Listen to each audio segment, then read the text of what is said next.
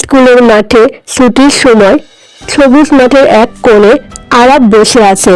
তার হাতে একটি বিস্কুটের প্যাকেট। সে খুশি মনে বিস্কুট খাচ্ছে, চোখ বন্ধ করে স্বাদ নিচ্ছে। আরাব আজ খুব খুশি, কারণ তার হাতে আছে তার প্রিয় বিস্কুট। একই মাঠ, দূরে দাঁড়িয়ে রাহিম চুপচাপ তাকিয়ে আছে। তার মুখে একটু কষ্ট, একটু লজ্জা। সে কিছু বলছে না, শুধু বিস্কুটের দিকে তাকিয়ে আছে।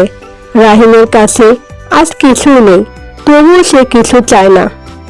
আরাব রাহিমের দিকে একবার তাকায়, তারপর দ্রুত চোখ সরিয়ে নেয়। বিস্কুটের প্যাকেটটা নিজের কাছে টেনে ধরে। আরাব বলে, এটা আমার, সবটাই আমি একাই খাবো। আরাব আবার বিস্কুট খেতে শুরু করে। রাতে আরাব একা রুমে বসে আছে, পাশে রাহিমের মুখ ভেসে ওঠে। কখনো কখনো লোভ আমাদের চোখ বন্ধ করে দেয়।